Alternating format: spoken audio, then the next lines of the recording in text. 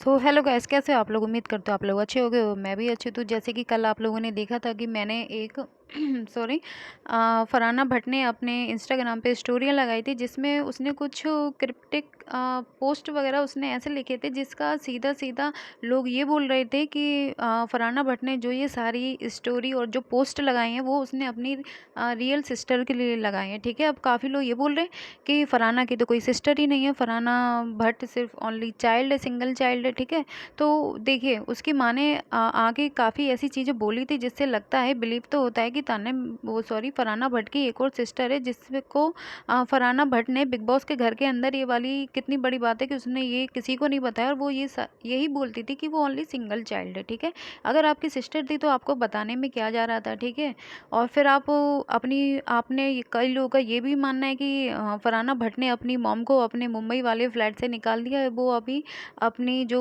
फरहाना भट्ट की जो बड़ी सिस्टर है वो उनके साथ कश्मीर में रहती है। ठीक है, तो ये सारी चीज़ें देखिए मैंने कल भी बोली थी कि हो सकता है, मुझे तो लगता है कि 80% ये सारी चीज़ें सही है। ठीक है, इसमें कोई भी गलत चीज़ मुझे अभी दिखाई नहीं दे रही है, क्योंकि जिस तरीके से फरहाना भट्ट ने अपनी सिस्टर को कल नागिन वगैरह ये सारी चीज़ें बोली हैं, तो इससे तो यही लगता है कि जो सारी बातें उड़ रही हैं वो एकदम सच है।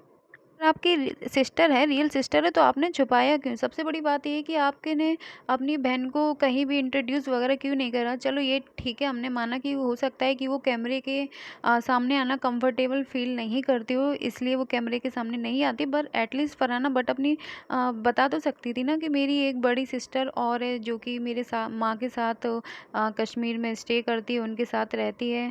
तो ये सारी चीज़ें थी। फरहाना, आपको भी आके सोशल मीडिया पे इन सारे सवालों का जवाब देना ज़रूरी है आपका भी, क्योंकि इससे फिर आपके बारे में कई ऐसी चीज़ें गलत निकल के आती हैं, जिसको लोग फिर आपकी पर्सनैलिटी को ही क्वेश्चन करना रेस कर देते हैं। ठीक है, अब लोग ये बोल रहे हैं कि तान्या मित्तल फरहाना भट्ट से जेलस कर रही है, क्योंकि फरहाना भट्ट को कई सारे प्रोजेक्ट पे वो अभी काम कर रही है। इस टाइम पे उसको बैटल ग्राउंड का एक नया शो है।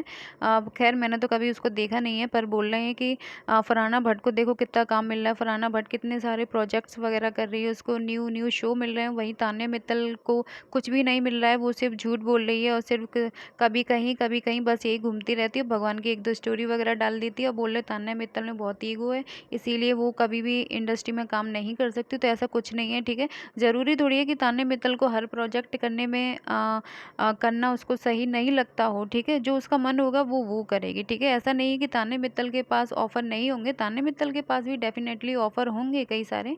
अब उसको करना ना करना ये सारी चॉइस तान्या मित्तल की, हम उसको फ़ोर्स नहीं कर सकते कि तान्या को ये करना चाहिए, वो नहीं करना चाहिए। ठीक है, और अगर फरहाना भट्ट को काम मिल रहा है तो अच्छी बात है, ऐसे कोई हमें तो कुछ ऐसा बुरा नहीं लगता कि फरहाना भट्ट काम कर रही है। ठीक है, और जिसको जो काम मिले वो करें, क्योंकि कोई भी काम करना छोटा बड़ा नहीं होता है आज की डेट में। ठीक है, और फिर आप इतने अगर आपके पॉपुलर हो चुके हैं तो फिर आपको प्रोजेक्ट करना चाहिए, मेरा तो ये मानना है।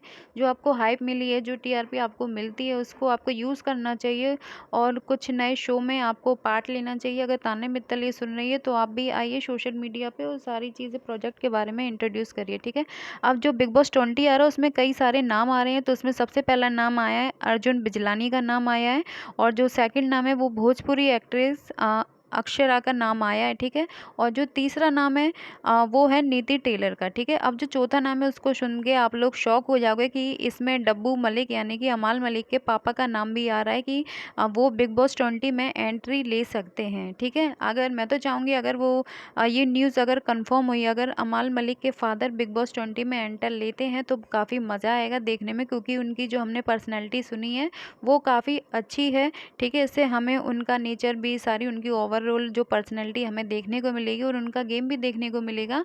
अभी मैं कंफर्म तो नहीं बोल सकती, पर हाँ 70% मैं बोल सकती हूँ कि डब्बू अंकल का नाम अभी कंफर्म तो नहीं हुआ है, पर उनका नाम अभी सोशल मीडिया पे काफ़ी वायरल हो रहा है कि वो बिग बॉस 20 में एंट्री ले सकते हैं। अगर ऐसा हुआ तो फिर तो गाइस बहुत ही मज़ा आने वाला है बिग बॉस 20 में।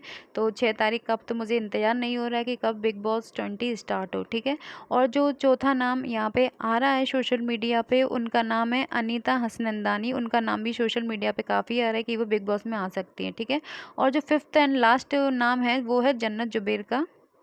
अब जन्नत का मैं कंफर्म नहीं बोल सकती कि जन्नत आएगी, वैसे मुझे नहीं लगता 100% जन्नत का, तो मुझे बिलीव है कि जन्नत कभी भी बिग बॉस 20 में नहीं आएगी।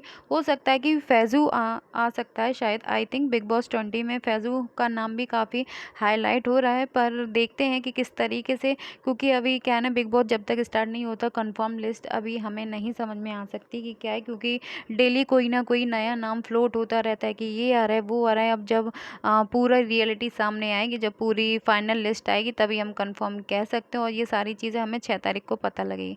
तो आप बताइए, आप क्या किसको देखना चाहते हैं बिग बॉस में?